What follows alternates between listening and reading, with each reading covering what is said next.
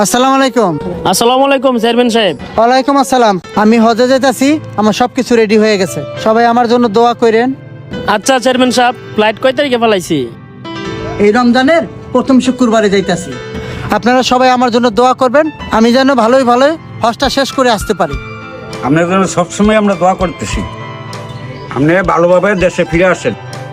আমাদের এই গ্রাম থেকে প্রথম আমাদের চেয়ারম্যান সাহেব হজে যেতেছে, সেটা আমার কাছে অনেক ভালো লাগছে। আচ্ছা ঠিক আছে, আসি।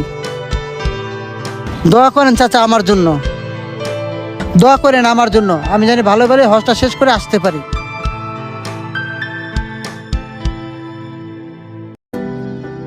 আসসালামু আলাইকুম আঙ্কেল, আমি হজে যেতেছি, আমার জন্য দোয়া করেন।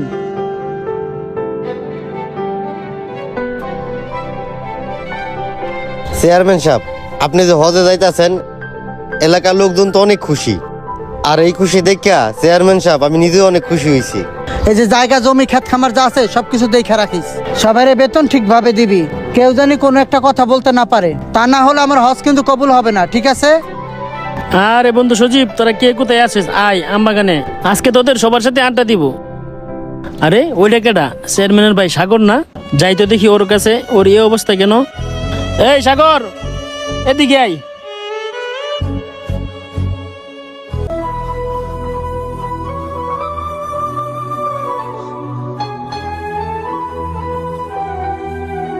আসসালামু আলাইকুম। ওয়ালাইকুম সালাম। তোর এই অবস্থা কে রে? আর আমার এই অবস্থা হইব না, কার এরকম হইব? মানে তুই কি বলতে চাস? কিছু না ভাই। আচ্ছা যাই হোক, বাদ দে। তোর বড় ভাই দিয়ে হজ করতে যাইতেছে, তা তোর সাথে করে নিয়ে গেল না?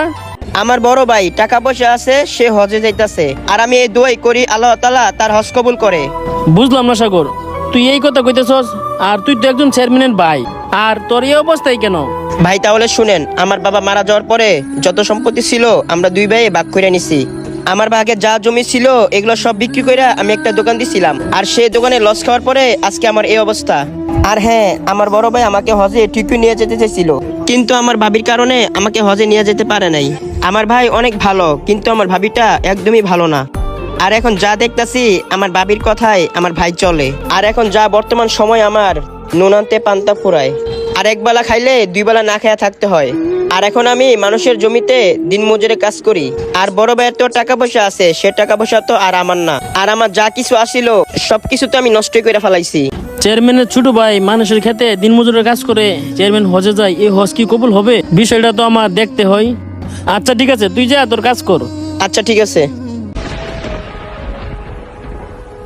আরে মুন্না না, কই থেকে আসতেছস?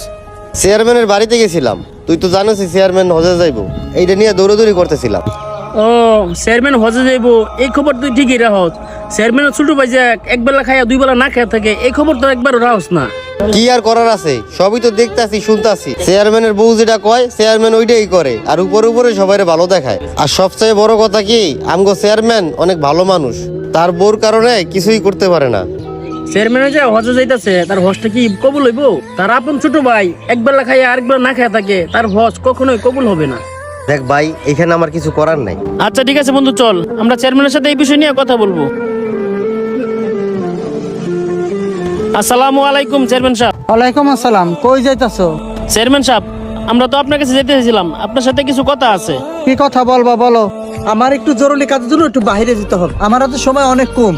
আপনার ছোট ভাই মানুষের ক্ষেত খামারে যে কাজ করে, আপনি যে হজে যেতেছেন, এই হজ কি কবুল হবে? আর শুনলাম আপনার ছোট ভাই একবেলা খাইলে আরেকবেলা খাইতে পারে না। আমার তো মনে হয় না আল্লাহ আপনার এই হজটা কবুল করবে।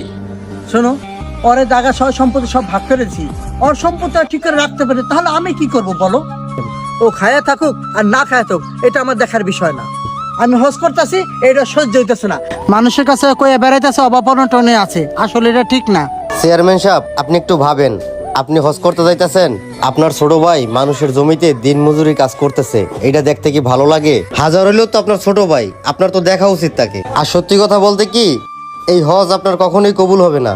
আমি আপনাকে অনেক আগেই বলতে চাইছিলাম, সত্যি কথা বলতে কি সাহস করে বলতে পারি নাই। আসলে এটা আমার ঠিক হইতাছে, আমার ছোট ভাই না খায় থাকে আর মানুষের ক্ষেত্রে দিন মজুরি কাজ করে, আর এইভাবে রাখা গেলে আমার হজ তো কোনোদিনই কবুল হবে না। আসলে কি সত্যি কথা, অন্য একটা মায়ায় আমি আমার আপন জনকে আমি ভুলে গেছি। আমি ভুলেই গেছিলাম আমাদের একটা আপন ছোট ভাই আছে। আমি আর হজে যাব না, আমি আমার ভাইয়ের কাছে যাব। মুন্না চল, আমি একটু আমার ভাইয়ের কাছে যাব।